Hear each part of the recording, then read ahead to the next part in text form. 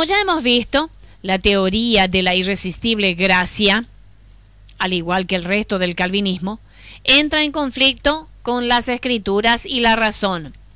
Uno de los requisitos más sorprendentes del tulip es regeneración antes de la fe. Sproul explica: la teología reformada considera la regeneración como la obra inmediata sobrenatural del Espíritu Santo que efectúa el cambio de la disposición del alma. La fe es un fruto de la regeneración. Al haber dado ya la atención a esta extraña teoría, tenemos que examinarla más a fondo. Está claro que este dogma no se produce por la exégesis bíblica, sino que es necesaria para apoyar los otros puntos del tulip. En ninguna parte de la Biblia declara que la regeneración, es decir, el nuevo nacimiento, nacer de nuevo, la vida eterna, salvación, precede la fe. Pero hay decenas de escrituras que nos dicen que es necesario que primero haya fe. En Marcos 16:16 leemos: el que creyere y fuere bautizado será salvo, mas el que no creyere será condenado. En Juan 1:12 dice: mas a todos los que le recibieron, a los que creen en su nombre, les dio potestad de ser hechos hijos de Dios. En Juan 6:47 dice: de cierto os digo, el que cree en mí tiene vida eterna. Le dijo Jesús: yo soy la resurrección y la vida. El que cree en mí, aunque esté muerto, vivirá. Juan 11:25.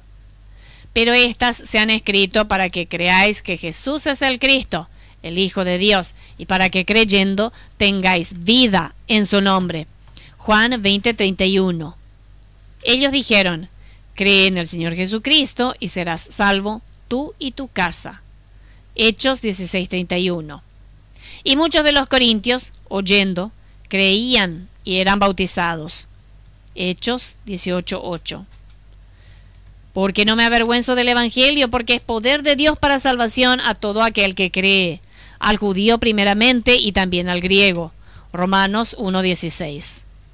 Que si confesares con tu boca que Jesús es el Señor y creyeres en tu corazón que Dios le levantó de los muertos, serás salvo. Romanos 10:9. Pues ya que en la sabiduría de Dios el mundo no conoció a Dios mediante la sabiduría, agradó a Dios salvar a los creyentes por la locura de la predicación. 1 Corintios 1:21. Pero nosotros no somos de los que retroceden para perdición, sino de los que tienen fe para preservación del alma. Hebreos 1:39. Sin lugar a dudas, estas escrituras y muchas otras declaran que al creer en Cristo, y como resultado de la fe, uno es salvo. Pero si la fe solo resulta por la regeneración, la persona se convierte en un cristiano nacido de nuevo antes de creer para la salvación. Un concepto directamente contrario a las escrituras. Sproul reconoce que si uno es cristiano, es regenerado, y si uno es regenerado, es un cristiano. Pero, ¿cómo podría una persona ser cristiana por la regeneración sin creer en Cristo por medio del Evangelio? Robert Morey sostiene que hay un versículo en la Biblia que enseña la regeneración antes de fe. Juan 3:3. Él declara: Cristo coloca la regeneración a través del Espíritu como un requisito antes de poder ver, es decir, creer o tener fe en el reino de Dios. Un pecador que nace de la carne no puede creer las buenas nuevas del reino hasta que haya nacido por el Espíritu. Tales pensamientos débiles e imaginarios no son típicos de Morey. Para ver el reino significa creer o tener fe en el reino. No hay concepto de fe en el reino en cualquier lugar de las Escrituras. La fe es en Dios y en Cristo. Cristo explica que ver, cuando reitera: de cierto te digo, que el que no naciere de agua y del Espíritu no puede entrar en el reino de Dios. Juan 3:5. Uno debe estar en el reino de Dios para lograr ver.